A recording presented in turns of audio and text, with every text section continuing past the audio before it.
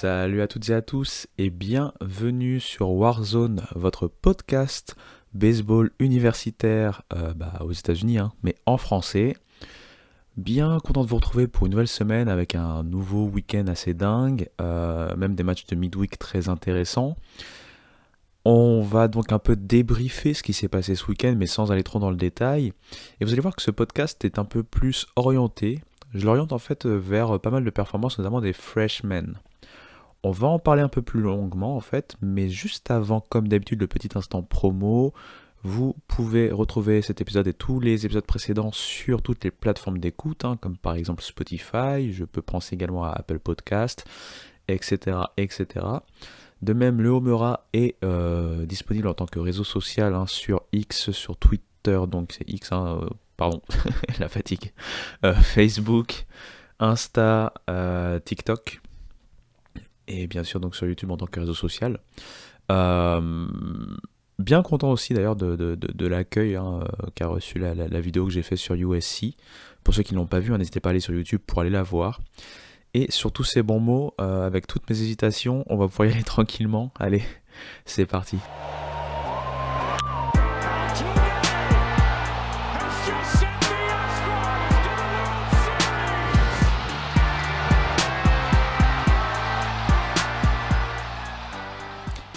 Alors, avec ce troisième week-end de compétition, on était sur une certaine, on va dire, une dernière mouture un peu de tous ces tournois qu'on retrouve en début de saison, puisque on s'apprêtait à aller dans la bascule du mois de mars, et donc les premières conférences à imposer leur calendrier, et donc les premières séries de conférences qui vont arriver dans certaines conférences. C'était donc l'occasion de voir une dernière fois en week-end des match-ups. On peut avoir plus de mal à voir d'habitude, puisque ce sont des équipes qui ne sont pas dans les mêmes conférences. Et ce ne sont pas forcément des équipes qui vont se rencontrer dans les calendriers hors conférence le week-end, mais peut-être par exemple plutôt en milieu de semaine. Donc il y avait notamment plusieurs tournois. J'en ai regardé un principalement sur le Kubota College Series, enfin College Baseball Series. C'était la troisième mouture, puisque c'était toujours au Globe Life Field d'Arlington entre des Texas Rangers. Et cette fois-ci, les équipes à l'affiche étaient donc Texas A&M, TCU, USC et ASU, Arizona State. Et le format était assez particulier puisqu'il s'agissait en fait d'un match-up, on va dire, entre Texans et Pac-12, dans le sens où TCU avait une mini-série de 2 matchs face à USC, le vendredi et le dimanche, et devait jouer entre deux face à Arizona State. Texas A&M de son côté avait une série, une mini-série de 2 matchs face à ASU, et avait donc au milieu un match face à USC. Pourquoi cela ? Très simplement en fait, puisqu'à la base, ce tournoi devait regrouper TCU, pas TCU justement, mais Texas A&M, USC, Arizona State et donc Mississippi State.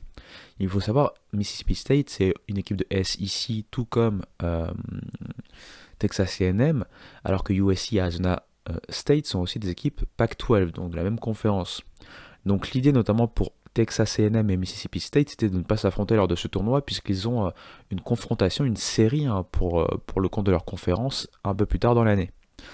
Sauf que Mississippi State s'est désisté, mais le calendrier est resté tel quel avec TCU qui a donc remplacé Mississippi State. Donc voilà, c'est pourquoi on n'a pas pu avoir cette match-up pourtant très alléchante entre TCU et Texas A&M. Je vais pas faire dans le suspense. La hiérarchie, on va dire, a été respectée.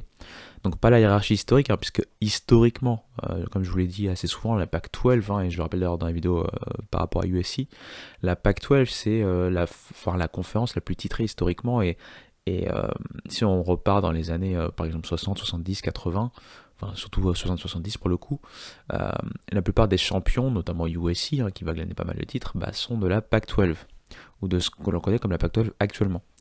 Par contre, il y a eu un shift qui s'est opéré, et notamment depuis les années 90, la SEC a petit à petit fait son retard et même pris les devants. Et puis, pour parler de TCU a aussi mis en place une belle culture du baseball, notamment sous Kirk Saarloos. Et d'ailleurs, donc du coup, pour boucler la boucle, Kirk Saarloos a été l'un des grands entraîneurs de TCU des années 2000 et 2010. Il a quitté TCU pour aller justement à Texas A&M, donc ça aurait été vraiment parfait pour boucler la boucle de pouvoir voir TCU face à Texas A&M. Mais bref, Ça n'a pas été le cas. Et les deux équipes de Texas, du Texas pardon, ont remporté leur match-up. C'est-à-dire qu'elles ont terminé le week-end invaincues. Pour TCU, et c'est le premier match que j'ai vu d'ailleurs, c'était le vendredi, ça n'a pas été si simple que ça. TCU, ils sont au final parfaits en termes de bilan jusqu'à présent, parce qu'ils n'ont connu aucune défaite. Par contre, quand on voit les matchs, on voit beaucoup que c'est grâce à leur mental et à la résilience en fait qu'ils arrivent à s'en sortir. On l'a encore vu face à USC, pas mal d'erreurs, des pitchers pas toujours complètement dominants. Euh, et en phase 2, ils avaient entre guillemets un peu la chance d'avoir un USC qui est décidément dans le dur, dans le doute, sachant que je rappelle que cette saison est assez particulière pour USC puisqu'ils n'ont pas de chez eux. Ils jouent donc tout le temps en fait cette saison à l'extérieur quelque part et ça peut aussi expliquer autant de complications, autant de challenges pour cette équipe sur ce début de saison. Mais donc bref, TCU l'a emporté le pré-match de mémoire 9-8, je vais revérifier ça, mais je vais pas vous mentir, c'était pas un grand match. C'est paradoxal puisque c'est un match, voilà, quand on vous dit 9-8, si vous voyez que le score de manière brute, vous allez vous dire oh c'était super spectaculaire, c'est tellement super serré, etc. Il y a eu du spectacle, c'est vrai. Ça a été plutôt serré avec des changements de lead, etc. C'est vrai également, mais ça a été quand même pas mal dominé par les erreurs ou par les difficultés au niveau du pitching staff des deux côtés, en fait. Ça peut paraître un peu dur de ma part, puisqu'encore une fois, si vous n'avez pas vu le match et que vous voyez juste l'affiche ou les highlights, vous allez vraiment en avoir pour votre argent, parce que c'est quand même un match qui s'est terminé en extra inning, il y a eu 11 manches, et qui s'est terminé sur un walk-off, un RBI single, alors, je pense que c'était de Myers, de mémoire. Si je me rappelle bien, la dernière manche, en gros, USC subit un coup sûr, puis après Peyton Chatagnier et walk de manière intentionnelle en fait, c'est-à-dire qu'il USC en fait décide de le faire passer en fait, de manière intentionnelle parce qu'ils ont peur justement qu'il puisse produire le run avec le joueur déjà sur base. Je pense que c'était Brunson déjà sur base de mémoire. Là pour le coup c'est vraiment de la mémoire, désolé. Et du coup Myers réussit à un coup sûr, simple, qui envoie donc Brunson pour scorer et donc le bonheur du côté de TCU. Du côté du pitching, on avait un nouveau start du côté pour Peyton Tolley ou Toll, je sais jamais comment on dit, je pense que c'est Tolley. Encore mitigé, même si on regarde juste les stats brutes, c'est quoi? C'est un peu plus de 4 manches, 8 strikeouts, je pense qu'il y a 2 points mérités subis, d'avoir au moins 2 ou 3 walks également concédés.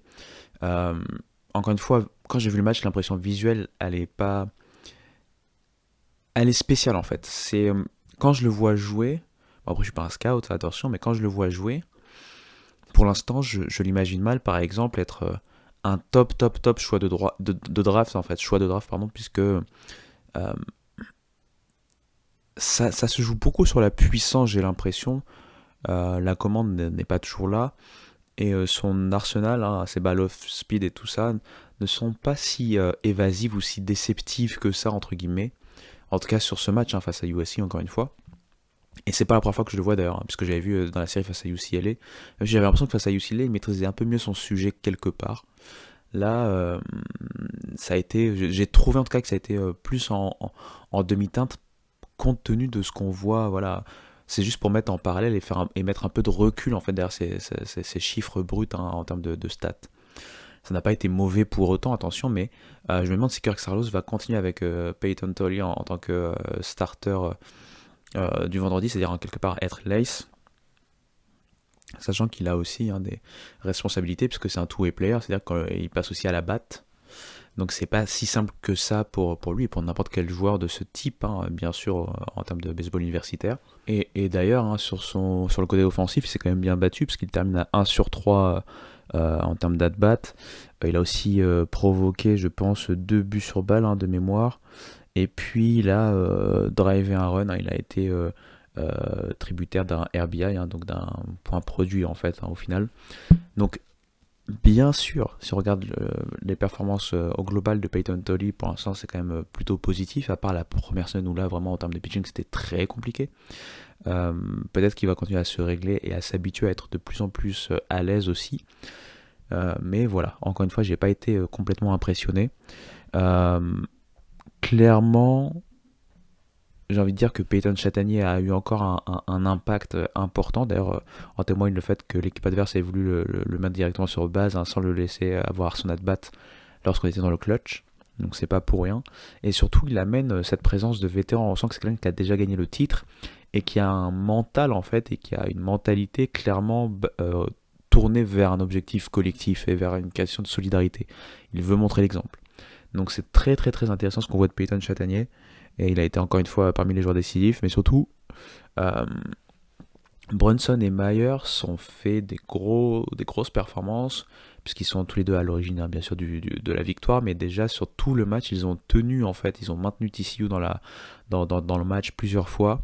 Euh, Si je me rappelle bien, je vais vérifier ça, parce que je vais regarder ça, je prends mon téléphone en fait en même temps.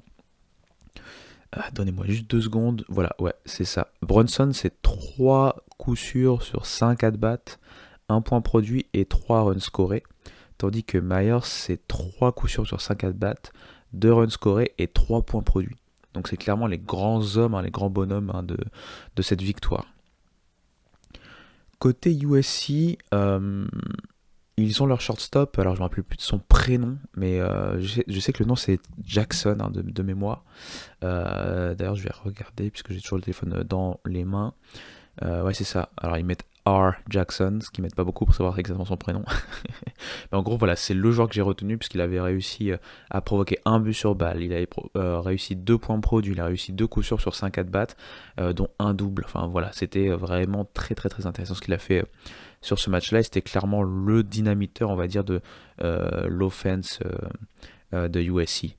Euh, à ses côtés, il y a un joueur dont on parle dans les prospects assez souvent, c'est Grody Elanek, qui lui a réussi à scorer 2 runs et a provoqué 3 buts sur balle. Au niveau de l'at-bat, c'est 0 coup sûr sur 2 at-bats, puisque bien sûr les buts sur balle ne comptent pas comme des at-bats, ce sont des plate appearances. Et j'avais aussi noté, voilà, Edges. Edges, le première base, enfin, il peut jouer première base, il peut jouer left fielder, mais là il avait joué première base jusqu'à ce que qu'il fasse rentrer un pinch hitter en fait. Stankiewicz, hein, le coach de USC, à un moment a fait rentrer un pinch hitter, Waldon de mémoire. Laissez-moi vérifier, désolé encore une fois.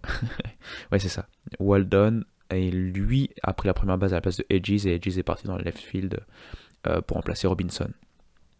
Donc, Edges, Jackson et Grodzielanek, c'est les hommes forts, même si Takeuchi aussi, le joueur d'origine nippon, hein, de mémoire, a réussi un coup sûr sur 4 at-bats, 2 runs scorés, donc c'est pas si mal que ça, mais par contre, de manière visuelle, c'est pour ça que j'en ai pas trop parlé, de manière visuelle, j'ai eu beaucoup plus de mal à le voir, et d'ailleurs, quand je vois ses stats, voilà, c'est ce dont moi je me rappelle le mieux, c'est qu'il a aussi subi 2 strikeouts, c'est pas rédhibitoire, mais moi c'est surtout, voilà, je l'ai vu un peu plus galérer que les autres qui ont vraiment donné du fil à retordre, hein, au pitching staff des Horned Frogs.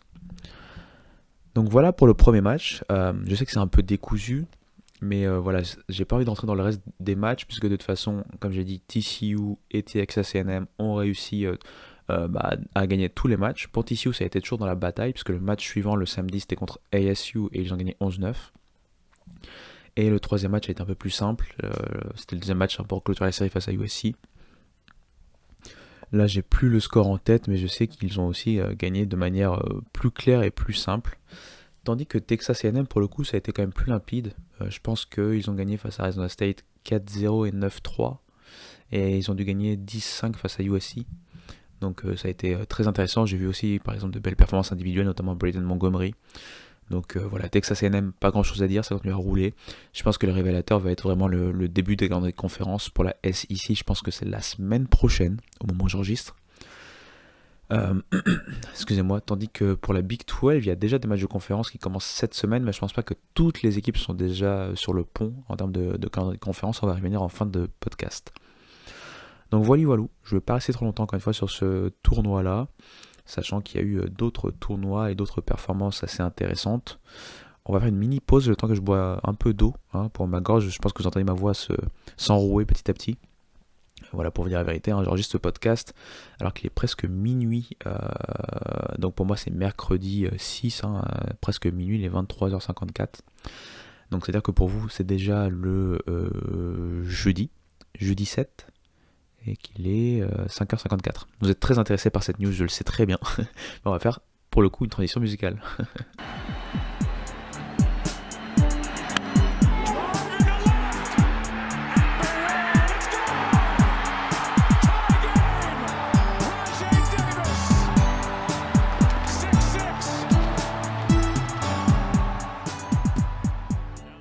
Alors, il y avait beaucoup de gros matchs. Comme j'ai dit, il y avait d'autres tournois. L'autre match que j'ai vu en dehors de ce tournoi, sur lequel je me suis un peu plus focus, c'est le match entre Vanderbilt et Texas. J'étais arrivé à la fin du match du vendredi entre LSU et Texas, avec la victoire de LSU 6-3. Quand je suis arrivé, il y avait déjà 6-1 pour LSU face à Texas. Donc j'ai pas pu voir les joueurs qui m'intéressaient, notamment LeBron Johnson Jr. du côté de Texas en tant que lanceur starter, en tant qu'ace. Je vais voir aussi Allman, Luke Allman, le transfuge de Alabama, qui est devenu donc l'ace pour le moment en tout cas de LSU. J'ai vu dans leurs stats qu'ils ont fait plutôt des bons matchs, surtout Allman qui a terminé avec je pense 11 ou 12 strikeouts. Et je pense d'ailleurs qu'il n'a pas concédé de points mérités. LeBron Johnson, ça a été un peu plus compliqué. Je pense qu'il termine avec 2 ou 3 points mérités. Mais là aussi, il s'est quand même bien battu sur à peu près 4 manches. Donc voilà. LSU a battu Texas. Texas qui a encore perdu le match suivant le match du samedi. Je pense que c'était Texas State de mémoire. Et donc ils étaient dos au mur face à Vanderbilt. Vanderbilt qui venait de remporter ses 2 premiers matchs, notamment un match face à Houston. Et donc au Minute Maid Park de Houston justement, des Astros, on avait cette affiche du dimanche entre Texas et Vanderbilt. 2 trajectoires différentes sur le tournoi. Texas qui était en 0 victoire, 2 défaites, tandis que Vanderbilt était en 2 victoires, 0 défaites. Donc victoire quasi obligatoire pour Texas pour ne pas terminer complètement sur un week-end négatif. Tandis que Vanderbilt n'avait pas forcément cette pression-là, mais il voulait quand même mettre en place des choses, bien sûr, pour la continuité de la saison, et notamment les calendriers de conférence qui vont commencer très bientôt. Et là, c'est un match fou. Un match fou, en fait. Ouais, tout simplement un match fou. Je vais pas vous faire le détail de ce match fou, mais je vais juste vous dire. Voilà. Imaginez Texas qui saute à la gorge de Vanderbilt. Vanderbilt qui, paradoxalement, a beaucoup de mal au niveau du pitching en ce début de saison. Et c'est l'offense, sans être non plus transcendante, qui est un peu au-delà des espérances. Alors que si vous vous rappelez ma preview, je vous disais un peu le contraire, parce que c'est même historique en fait. En général, Vanderbilt, c'est le pitching staff qui fait le sel et qui est la force en fait de Vanderbilt. Bah là, pour le coup, c'est un peu le contraire sur ces premières semaines, mais bref. Donc Vanderbilt se fait prendre à la gorge par Texas, qui a réussi un premier écart. Je pense qu'il y avait très rapidement 6-2. Puis après, il y a eu 8-3, puis 11-3 pour Texas je pense en fin de troisième manche, ou en début de quatrième, ou en fin de quatrième, pardon. Je ne sais plus exactement. Donc on voit 11-3 pour Texas, on se dit que voilà, ça va être la déroute et peut-être qu'ils vont appliquer la mercy rule. Vous savez, s'il y a plus de 10 runs d'écart entre les deux équipes au bout de 7 manches, le match est terminé avec la victoire donc, de l'équipe qui mène de 10 runs ou plus. Donc 11-3 pour Texas, voilà, encore une fois on se dit que ça a l'air très compliqué pour Vanderbilt, que Texas va enfin avoir une victoire dans ce tournoi-là. Et puis sur la manche suivante, on voit déjà Vanderbilt revenir à 11-5, puis 11-6. Et ils vont faire le retard comme ça petit à petit jusqu'à la 6e ou 7e manche. Je pense que c'est 6e manche. Encore une fois, désolé, ma mémoire n'est pas exceptionnelle, mais voilà, c'est juste pour vous donner un ordre d'idée de ce match qui était assez fou. Donc je vous le rappelle, 11-3, puis après on revient à 11-6, 11-7. Et puis il y a une bascule, il y a des bases pleines, je pense que c'était la 6e manche. Ouais, je pense que c'était la 6e manche. Il y a les bases pleines pour Vanderbilt. Et en fait, sur un 3 RBI, je pense double, ils reviennent à 11-11. Et ils finissent même la manche en passant devant Texas 12-11. Le match va se terminer en 14-11, ce qui va amener encore un peu plus de doute du côté du collège texan, du collège d'Austin. Même s'il faut quand même relativiser, puisque ça reste un début de saison, il ne faut pas non plus un début de saison catastrophique, c'est le tournoi qui a été compliqué. Là d'ailleurs hier ils ont aussi perdu face à Texas A&M dans le match de milieu de semaine.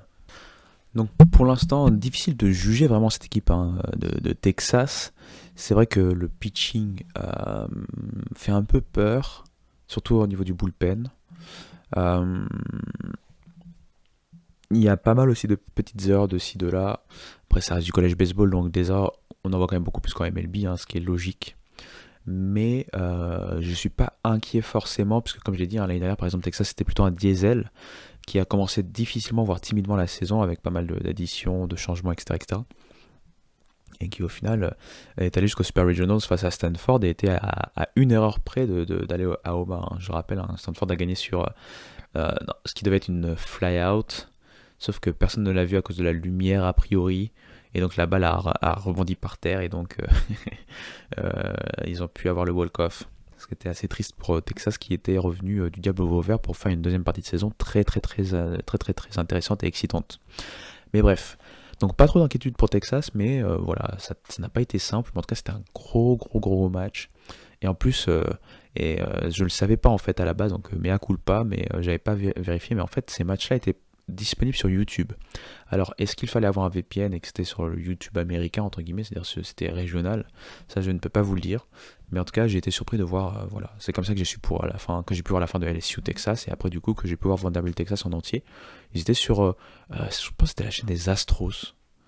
Euh, En fait, quand moi j'allais sur YouTube, j'allais pas sur une chaîne en particulier, c'est que c'était dans mon feed en fait, dans mes propositions, mes suggestions, donc ça a été plus simple à voir. Mais j'imagine, enfin je crois que c'était sur la chaîne des Astros. Mais bref. Donc avoir du baseball universitaire sur YouTube, c'est très sympa. Il y a eu d'autres tournois. Je sais qu'il y a eu un tournoi. Alors, est-ce que c'était le Frisco? Ouais, je crois que c'était le Frisco classique, un de ces tournois qui a quand même mis en place depuis quelques années maintenant. Le plateau était très intéressant parce qu'il y avait DBU, il y avait Alabama, il y avait Indiana et il y avait Arizona. La perdante un peu de ce tournoi-là, c'est Indiana pour moi, parce qu'Indiana part avec un bilan négatif alors qu'ils étaient rankés. Et on va en parler juste après. La grande gagnante de ce tournoi, bien sûr, c'est DBU qui a réussi. Je rappelle que DBU c'est une mid-major, même si c'est la favorite de la conférence USA. Ça reste une équipe qui est habituée à aller au tournoi national, surtout ces dernières années, qui est très bien structurée.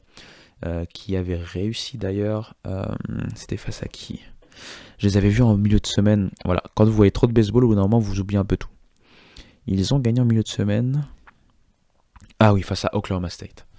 Ils ont gagné face à Oklahoma State en milieu de semaine, et donc sur cette lancée-là et sur la lancée du début de saison qui est quasi parfait, ils ont réussi donc à battre coup sur coup Indiana, Arizona. Non, ils ont battu d'abord Arizona, pardon. Et d'ailleurs face à Arizona, ils étaient derrière. Ils sont revenus sur la fin. Ils ont gagné 5-4 de mémoire. Ils ont battu ensuite Indiana et enfin ils ont battu Alabama. Alabama qui était quand même le favori, on va dire, de ce tournoi. Donc vraiment un très beau tournoi de DBU. Alabama, bien sûr, ça n'a pas été non plus une catastrophe, au contraire, ça a été positif, 2 victoires, une défaite, la défaite face à DBU, une autre équipe rankée. Donc voilà, Indiana, encore une fois, pour moi, c'est la perdante de ce tournoi-là, et puis Arizona s'est battu. Ça n'a pas été exceptionnel, mais ils se sont battus, donc voilà, il y avait pas mal de tournois encore une fois. Au-delà de ces tournois, il y a eu des séries très intéressantes, notamment des séries de rivalité. On a pu voir Florida qui se déplaçait du côté de Coral Gables à Miami, puisqu'il a rencontré la fac de Miami. Florida a remporté 2 victoires à 1. Ils ont remporté donc le vendredi et le dimanche. Le dimanche, c'était le match où Caglione, à la fois lancé, à la fois frappé, il a été dominant. Il a permis voilà, avec son équipe, c'était pas que lui, mais il a permis de conforter et de valider la win pour Florida. Miami s'est bien battu, je rappelle que Miami est quand même en reconstruction, ils ont perdu pas mal de stars la saison dernière sans forcément avoir des stars en réserve de l'autre côté. Ils ont Blake Sear qui est normalement la tour, on va dire leur star entre guillemets sur cette saison-là, mais voilà. Et ils sont quand même en train de remettre les choses en place, donc ça a été plutôt positif pour eux. Et puis pour Florida, forcément gagner sur la route, gagner face à un rival et à l'extérieur, c'est pas donné. Donc c'est bien d'avoir remporté la série. On a vu des choses intéressantes et rassurantes. Par contre, on a vu des choses toujours avec Cade Fisher. Alors moi, je sais pas, je le connaissais pas trop. Et d'ailleurs, dans ma preview, je voyais plus, par exemple, Caglione ou un autre joueur starter. c'est vrai que Kate Fisher, c'était un peu la surprise de O'Sullivan, le coach de Florida. Et j'écoutais un podcast d'ailleurs d'un baseball, et même eux expliquaient un peu ce côté-là de ok, Kate Fisher n'a pas l'air pour l'instant d'être au niveau de ce rôle d'ace, entre guillemets. L'idée c'est que Caglione, on veut quand même le faire jouer plutôt le dimanche, puisque on rappelle que c'est un two-way player. Euh, et donc c'est mieux en fait qu'il puisse être ce troisième starter sans la pression de ce côté ace, sans aussi, quelque part aussi c'est un peu l'idée de pouvoir par exemple récupérer une win, parce que s'il se retrouvait face à l'ace adverse, il pouvait très bien avoir plus de difficultés que face au troisième lanceur de la rotation.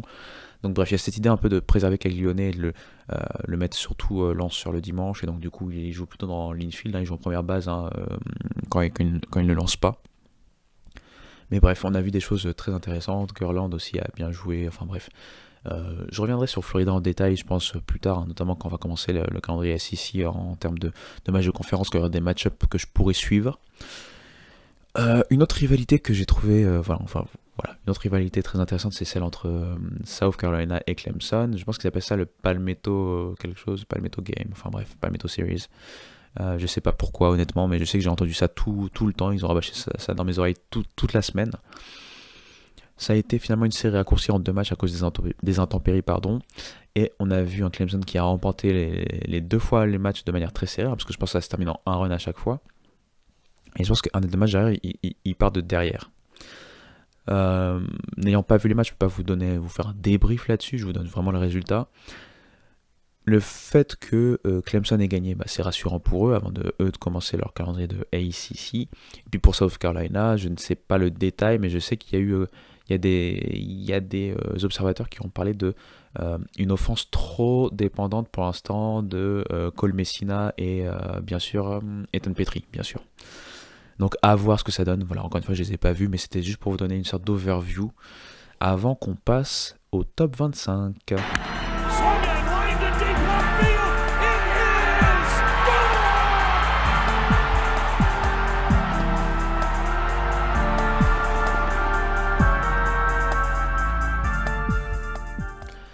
Alors, dans ce top 25, on a assez peu de surprises, assez peu de changements. On va dire que le top 10 est à peu près le même.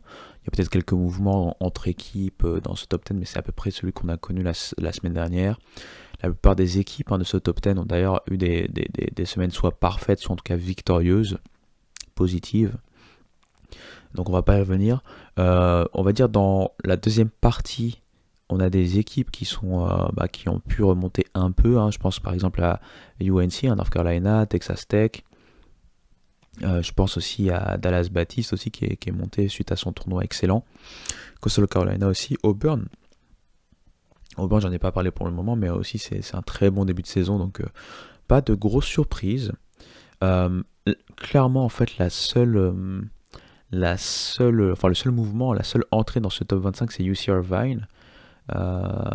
Qui remplace au final Indiana. Indiana qui a eu, comme j'ai dit, un week-end négatif. Ça aurait pu être Texas, parce que Texas pour le coup a eu vraiment un week-end très délicat, 3 défaites en autant de matchs. Mais Texas est donc descendu à la 24e place, eux qui étaient, je pense, plutôt dans la 15e place, je pense, quelque chose comme ça, 15e place la semaine d'avant. Donc voilà. Donc toujours en tête Wake Forest, la semaine 4-0.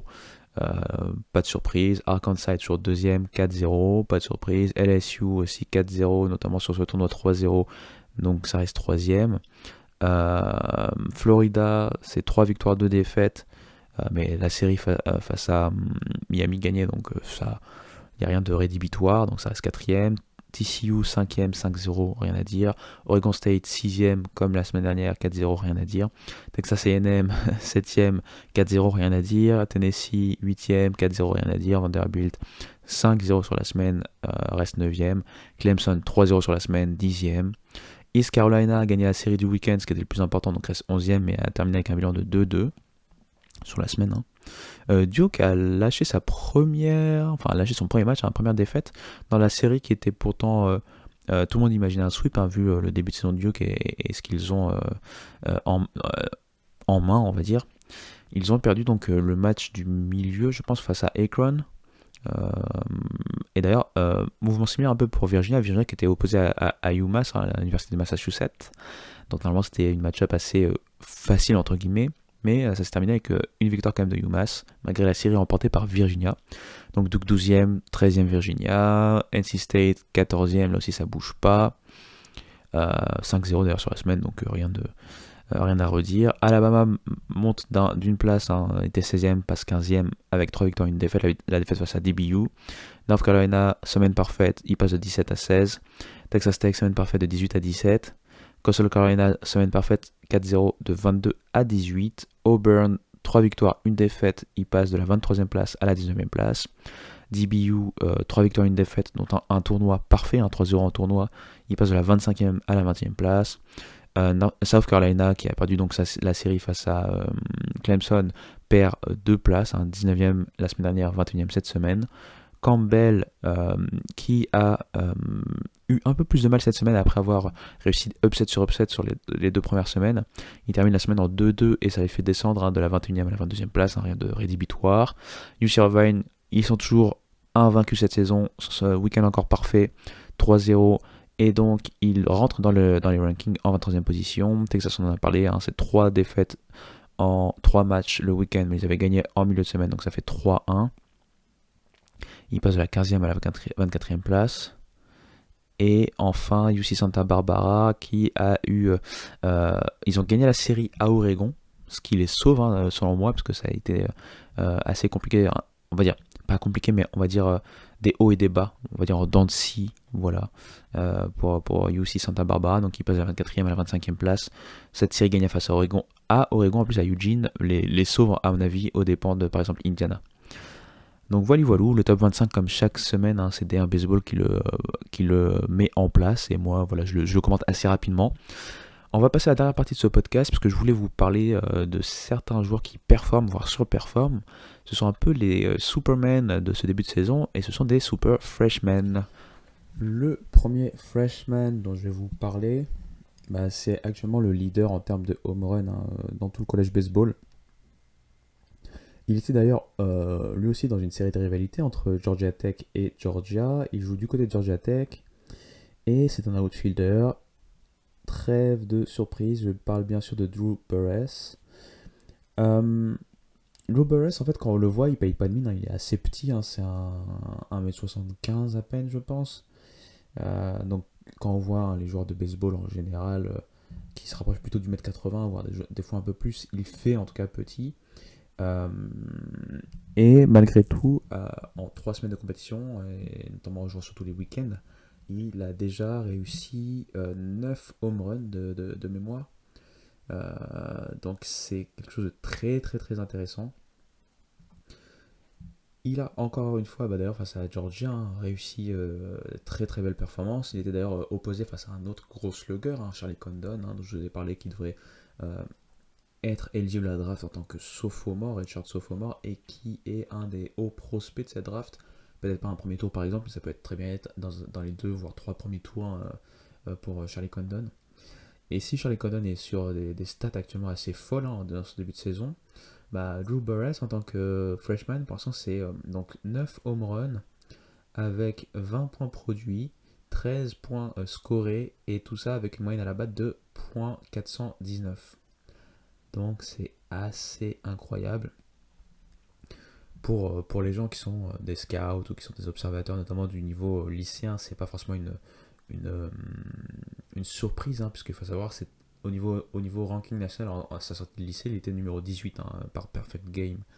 Donc c'était quand même pas non plus la grosse surprise. Le truc c'est que voilà, il aurait pu par exemple être appelé à la draft, mais lui il avait déjà dit qu'il allait commit pour Georgia Tech. Et il a respecté ce commit. Donc voilà, c'était le premier joueur dont je voulais parler. Juste pour vous donner des chiffres rapidement sur Condon, je dévie, mais je vous ai dit, il a des chiffres qui sortent de l'imaginaire. Là, pour l'instant, bon, après c'est que le début de la saison, il est en moyenne à la batte à .568. 8 home runs, 15 points produits. Il a donc un... alors, alors, je sais pas si je crois que c'est le slugging. Waouh, je pensais que c'était l'OPS. a priori, si je me trompe pas, il a un slugging percentage en ce début de saison de 1.273. Ça me paraît bizarre, mais j'ai pas la métrique à côté. Mais ils viennent de dire, euh, il est en train de, ils disent qu'en fait c'est un article américain, donc c'est en anglais, mais ils disent qu'il a un slugging outstanding, donc un slugging incroyable de 1.273. Donc c'est vraiment son slugging percentage. C'est complètement fou. Mais bref, donc c'était le premier freshman dont je voulais parler. Le deuxième freshman dont je voulais vous parler rapidement, j'en ai déjà parlé parce que j'ai parlé d'Oregon State en ce début de saison pas mal quand même. Je les ai vus assez souvent. Eh bien, je parle bien sûr de Trent Carraway. Trent Carraway, c'est aussi la nouvelle tête du côté d'Oregon State qu'on attendait. Un troisième base pour venir remplir un peu ce trou. Si défensivement, c'est pas encore exceptionnel, ça reste solide. Mais offensivement, il est déjà là. C'est le deuxième meilleur joueur en termes de moyenne à la batte d'Oregon State. Il a une moyenne à la batte pour l'instant de .370. Il est juste derrière Travis Bazzana, la superstar d'Oregon State et une des superstars du college baseball. Et avec ça, il a quelques home runs aussi. Il a pas mal de doubles. Il a des points produits. Il a déjà une grosse production alors que ça ne fait que 3 semaines de compétition. Et surtout, il n'a pas de concurrence sur cette troisième base. Donc il a le temps de pouvoir continuer à se développer. Et le dernier freshman dont je voulais vous parler, c'est le lanceur qui est en train de montrer de très belles choses du côté de Florida, Liam Peterson. Là encore une fois, pour les scouts et les gens qui regardent beaucoup Perfect Game, il n'y a pas une grosse surprise. On pouvait l'imaginer aussi drafter et accepter la draft, mais il avait déjà commit pour Florida. Enfin, il avait déjà dit qu'il allait respecter son commit du côté de Gainesville pour Florida. La semaine dernière, notamment, il a réussi à être co-freshman de la semaine en SEC. Il avait notamment réussi à obtenir 3 manches sans le moindre score contre lui face à North Florida. Et après 4 manches sans le moindre score contre lui face à Columbia. Donc c'était la série de la semaine dernière, du week-end dernier. Il avait notamment réussi d'ailleurs à strike out 13 batteurs. Là, c'était plus compliqué face à Miami, puisqu'il il a perdu d'ailleurs. C'était le match 2 face à Miami. Mais avec sa balle rapide, qui est déjà aux alentours de 96-97 miles par heure, et les très belles choses qu'il montre sur ses balles off-speed, beaucoup d'observateurs l'imaginent en fait à terme prendre la place par exemple de justement Kate Fisher dont je vous parlais auparavant. Il y a encore des choses à améliorer. Là, c'est sur un poste beaucoup plus exposé. Le poste de pitcher, surtout en tant que freshman, on peut avoir une semaine excellente et puis à la semaine suivante, très très très compliquée. Donc on va continuer à le monitorer. D'ailleurs, ce qui est assez marrant, c'est que la semaine où il a été freshman, de la semaine, il a été co-freshman, parce qu'il y a eu 2 freshmen élus, et d'ailleurs les 2 sont des lanceurs, parce que l'autre c'était le lanceur de Arkansas, Colin Fisher. D'ailleurs, Colin Fisher et donc les lanceurs d'Arkansas, ils sont sur un très très gros début de saison. Beaucoup disaient que Vanderbilt allait être la plus grosse armada de lanceurs de SEC. Certes, les observateurs mettaient en balance aussi Arkansas, mais là très clairement sur le début de saison-là, Arkansas c'est la place forte en termes de pitching du côté de la SEC. Donc voilà pour les freshmen. Il y en a beaucoup des freshmen qui sont en train de performer. L'idée c'était de vous en montrer, enfin vous en parler de quelques-uns seulement, parce que je peux pas tous les faire, mais on a vu déjà en fait beaucoup de freshmen déjà impactants pour leurs équipes. Je pense par exemple à Daniel Covey de Miami. On a vu aussi Andrew Wiggins d'Indiana. On a déjà vu Ethan McElvain du côté de Vanderbilt. Gabe Gaekle, je vous avais parlé des matchs fantastiques du tournoi de la semaine 2, du tournoi Globe Life Field entre Arkansas, Oklahoma State, Oregon State et c'était Michigan. Gabe Kepler a fait partie de ce pitching staff d'Arkansas qui a été dominant. Donc voilà, on va pas tous les faire encore une fois, désolé, c'est juste pour vous donner un ordre d'idée et rappeler en fait que les freshmen, surtout les freshmen de cette saison, ont vraiment un gros impact. On le voit aussi dans les mid-majors et c'est pourquoi je voulais faire un petit volet là-dessus. Et ce petit volet, je l'ai appelé bien sûr les super freshmen. Ce sera certainement le titre d'ailleurs du podcast. Le règne des super freshmen. En hommage aux comics, un règne des Superman. Pour ceux qui sont un peu comics. Pour les autres, je vous invite à aller voir un peu de quoi je parle sur internet, je suis très méchant. Mais bref, avant de totalement conclure cet épisode, j'ai failli l'oublier d'ailleurs, on va rapidement rappeler que ce week-end commencent les calendriers de conférences pour pas mal de conférences, notamment la ACC. Alors pourquoi j'en parle? Puisque la ACC commence par un choc. Il y a en fait une série tout simplement entre Wake Forest, numéro 1 du pays en termes de rankings, et certainement favori au niveau de la conférence, face à Duke. Et Duke, comme vous pouvez le savoir si vous avez suivi un peu mes podcasts ou si vous regardez un peu le college baseball, c'est très très fort cette saison. Ça roule un peu sur les acquis de la saison dernière par exemple. Et donc on va avoir une affiche très alléchante en tout début de calendrier. Je sais que toutes les équipes ACC ne sont pas encore sur le point en termes de calendrier de conférence, mais une autre série qui vaut le coup d'œil en ACC, c'est la série entre UVA et Miami, donc deux habitués, deux gros cylindrés de la ACC. Miami qui va donc se frotter à ce qui se fait quasiment de mieux en college baseball, sachant que ces derniers sont en reconstruction. UVA va pouvoir aussi tester un peu sa très jeune rotation, enfin en tout cas son très jeune pitching staff en général, face aux Sluggers de Miami. Et ça se passe d'ailleurs à Miami, dans un stade que j'affectionne tout particulièrement. En Big 12 aussi, et pour terminer vraiment ce podcast, en Big 12 aussi, je peux vous dire qu'il y a un rendez-vous à ne pas manquer, c'est la série entre Texas Tech et Texas. Texas qui reste donc sur 4 défaites d'affilée, 3 lors du tournoi où ils ont affronté notamment LSU et Vanderbilt. Et puis en milieu de semaine, ils viennent de perdre contre Texas A&M, j'ai failli dire Texas State. Ils ont perdu aussi contre Texas State, mais c'était lors du tournoi. Je m'embrouille avec tous les Texas, mais voilà. Donc ils vont sûrement avoir à cœur de rebondir face à une des grosses séries de la Big 12, un Texas Tech qui pour le coup fait un très bon début de saison. Et donc c'est le petit truc que j'avais oublié, donc si vous écoutez vraiment le podcast, vous allez vous rendre compte qu'en fait cette partie-là est enregistrée plus tard. Je suis au boulot et je me suis rappelé en fait que j'avais énoncé que j'allais parler de ça en début de podcast. Donc mea culpa, c'est fait. Et vous allez entendre ma voix d'hier soir de nouveau pour conclure ce podcast. J'espère que cet épisode un peu free flow, là maintenant on est au-delà de minuit donc je suis très fatigué etc. Mais ça me fait c'est un grand plaisir pour moi de faire ce podcast quel que soit le moment où je peux le faire. J'essaie d'être le plus régulier possible donc ça implique forcément de devoir m'adapter en termes d'horaire et surtout que le reste de la famille s'adapte aussi par rapport à moi. Mais bon bref. Très content encore une fois de cet épisode, plus court que les précédents je pense, enfin peut-être pas tant que ça, vu que j'aime bien blablater. J'espère que ça a été assez digeste, j'espère que ça a été toujours aussi intéressant. N'hésitez pas à me faire des retours et me parler aussi de choses que vous souhaiteriez apprendre ou savoir vis-à-vis du college baseball, sachant que chaque semaine je vais toujours faire un récap, mais le but c'est pas de faire que des récaps et recracher en fait ce qui s'est passé. Puisqu'il y a d'autres sites qui sont spécialisés là-dessus, le but c'est aussi de pourquoi pas vous apprendre des choses s'il y a des choses qui vous intéressent. Donc n'hésitez pas à communiquer avec moi sur les réseaux sociaux, en commentaire de la vidéo ou du podcast. Allez-y, je ne mords pas. Et si je peux répondre, je répondrai avec plaisir ou ça pourrait être des rubriques pour les prochains épisodes. Sur tous ces bons mots, je vous dis tout simplement à très bientôt. Allez, ciao. Pretty well hit to center field.